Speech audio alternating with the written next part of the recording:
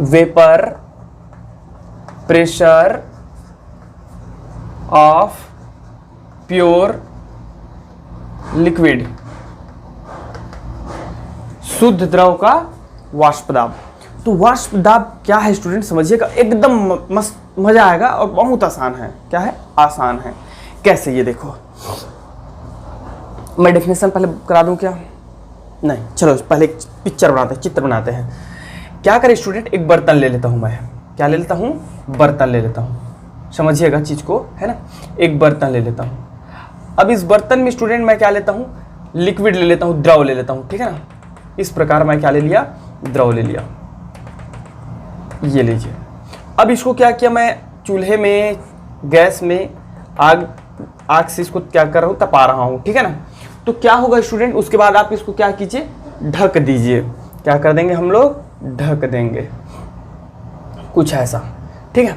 तो ढकने के बाद क्या होगा स्टूडेंट, उसको समझना है आपको। सपोज करता हूं कि ये क्या चीज है, हमारे लिक्विड जो है, ठीक है, लिक्विड जो द्रव है उसके कण है, अवयवी कण है, छोटे छोटे, है ना। तो ये क्या होंगे? जिसकी पानी है, पानी को आप गर्म करोगे गैस में, ठीक है। किसी बर्तन में, कुकर है, सपोज दैट कुकर। तो क्या होता है स्टूडेंट, कुकर में क्या होता है, चलो सपोज करते हैं हम कुकर ही है यार, इसको कुकर ही समझते हैं, कुकर ज़्यादा बेहतर है, कुकर ही समझते हैं। तो कुकर में क्या होता है स्टूडेंट, ये जो है वेपोराइज्ड होंगे, ठीक है, मतलब वेपर फॉर्म में ऊपर उठेंगे। और ऊपर उठने के बाद क्या करेंगे स्टूडेंट, ये जो है, मैं आपको डेफिनेशन आराम से बताता हूँ, बहुत बढ़िया से लिखवा दूंगा, है ना। ये वेपराइज्ड होंगे। वेपराइज्ड होने के बाद स्टूडेंट क्या करेंगे? ऊपर उठेंगे। ऊपर उठने के बाद क्या करेंगे भाई? ऊपर तो कुछ जगह है नहीं जो बाहर निकल जाएंगे, अगर खुला छोड़ोगे तो बाहर निकल जाएगा, लेकिन ऊपर ढका हुआ है। तो ऊपर उठने के बाद ढका हुआ है तो वो टकरा करके फिर नीचे क्या करेगा? दाब डालेगा। कहाँ पे दाब डालेगा? इसी द्रव पे दाब डालेगा। यहीं पे द्रव में क्या करेगा स्टूडेंट? दाब डालेगा। ऐसा बात समझ में आ रही है? नीचे द्रव में क्या करेगा? दाब डालेगा, ठीक है। कुछ ज़्यादा ही बना दिया मैं, सघन हो गया, ठीक है, कोई प्रॉब्लम नहीं। नीचे द्रव में क्या करता है? दाब डालता है। समझ में आ रहा है ना? दाब डालता है। फिर अगर आप दाब को बढ़ाते ही रहे तो ये क्या होगा? फिर से वाष्प बन के निकलेगा। अब ये नीचे भी दाब डालेगा, ऊपर भी दाब डालेगा। तो इसको, गैस को निकलने के लिए जगह चाहिए रहता है, तो सीटी फिर बजना प्रारंभ हो जाता है। तो हमको सीटी बजते तक नहीं रुकना है, नहीं जाना है, हमारे यहाँ तक में हो जाता है डेफिनेशन। सुनो क्या है, स्थिर ताप पर एवं साम्य अवस्था में, ये दो कंडीशन है, आप याद रखिएगा। स्थिर ताप पर एवं साम्य अवस्था में हमको इतना भी ताप नहीं देना है कि बहुत ज़्यादा ताप नहीं देना है। समझ में आ रहा है स्टूडेंट? और साम्य अवस्था मतलब आपका देखो, ये वेपर जब उड़ के जाएगा, वेपर बनेगा, लिक्विड क्या बनेगा? द्रव जो है वाष्प बनेगा। और वाष्प जो संघनित, कंडेंसेशन, ठीक है, संघनित होकर के फिर द्रव में बदलता है। तो इस स्थिति को हम लोग क्या कहते हैं? साम्य अवस्था कहते हैं, ठीक है।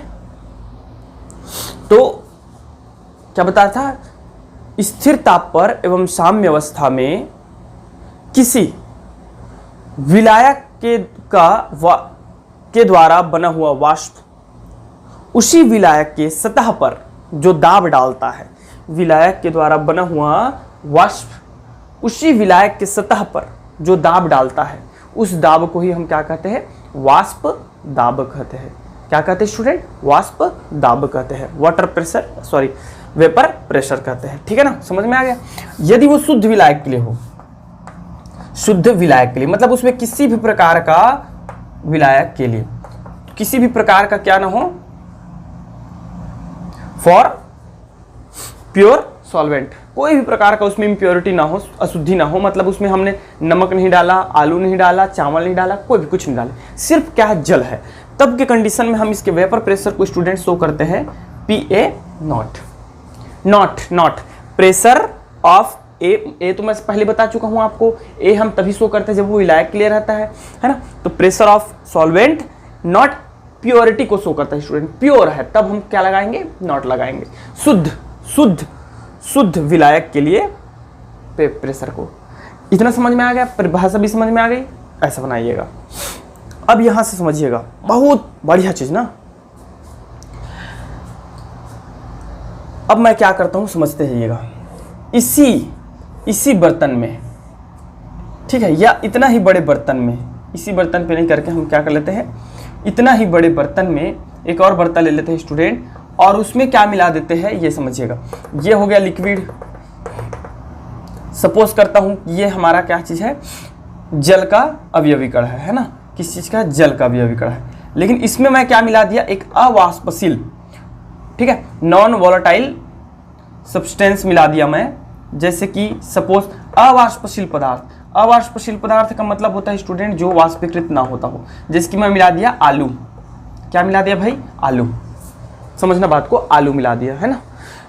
तब क्या होगा ये समझिए, और मैं इसको क्या कर रहा हूँ, गर्म कर रहा हूँ। क्या कर रहा हूँ भाई, गर्म कर रहा हूँ, और यह भी क्या हुआ है, ढका हुआ है, ठीक है, ढका हुआ है। तब क्या होता है ये समझिएगा, तब क्या होगा स्टूडेंट, अब इसको मैं गर्म करूंगा तो क्या होगा, गर्म करने पर क्या होगा, ये वाष्प बनेगा, ये वाष्पीकृत होगा, ये वाष्पीकृत होगा, ये वाष्पीकृत होगा, और वापस से टकरा करके सतह पर दाब डालेंगे। लेकिन क्या ये शुद्ध विलायक जितना दाब डाल पाएंगे, क्या शुद्ध विलायक जितना दाब डाल पाएंगे, क्या नहीं, क्योंकि यहां ज्यादा वाष्प नहीं बन रहा। टेम्परेचर को स्थिर रखना है दोनों का ना, स्थिर रखना है भाई।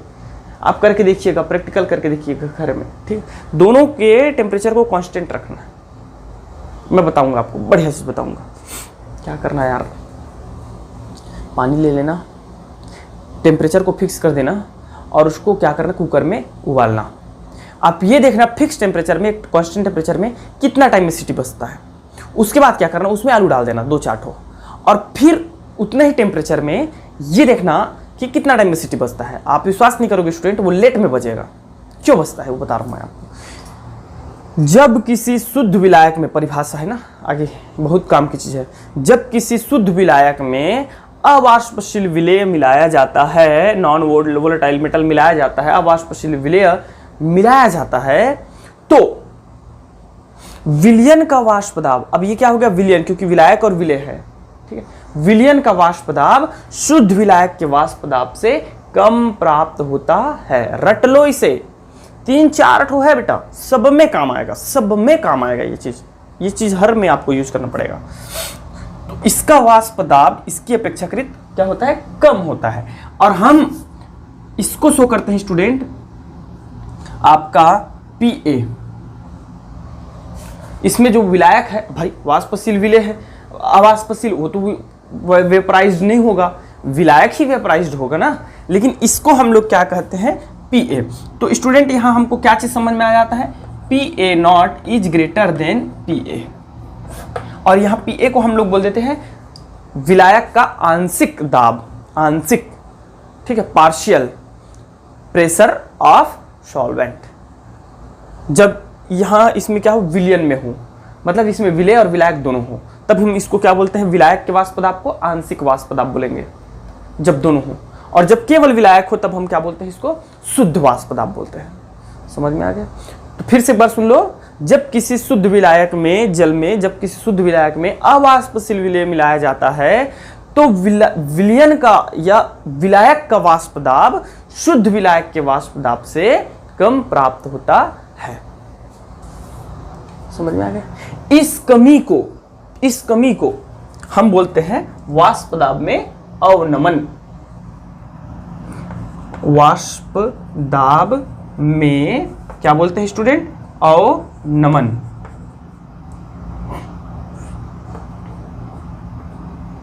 डिक्रीजिंग, ठीक है, अवनमन। तो क्या हो जाएगा, PA नॉट माइनस PA, क्योंकि ये ज्यादा है तो ज्यादा से कम को आप क्या कर दो, घटा दो, तो ये मिल जाएगा वाष्प दाब में अवनमन। समझ में आ गया? तो ये चीज है। अब स्टूडेंट अब देखिएगा, यदि मैं इसको PA नॉट माइनस PA अर्थात डिक्रीजिंग इन वेपर प्रेशर को अगर मैं PA नॉट शुद्ध विलायक के वाष्प दाब से डिवाइड कर देता हूं, ठीक है ना, शुद्ध विलायक के वाष्प दाब से डिवाइड कर देता हूं, तो मुझे जो मिलता है उसको बोलते हैं आपेक्षिक अवनमन। क्या बोलते हैं भाई, बोलो, आपेक्षिक अवनमन रिस्पेक्ट टू डिक्रीजिंग। ओके, तो इतना चीज जो है ये आपको ध्यान में होना चाहिए। अभी और बहुत सारे बेसिक्स हैं, बट आप इतना, ठीक है। वेयर आप ये भी बता सकते हो, PA naught is a vapour pressure of pure water या pure solvent, PA is a partial vapour pressure of solvent. Okay, तो तो ये चीज़ आपको ध्यान में होना चाहिए। ओके स्टूडेंट, मैं इसको मिटाता हूँ, आगे बढ़ते हैं, ठीक है ना। नेक्स्ट है स्टूडेंट हमारा, इसके बाद है Raoult's law. What? Raoult's law.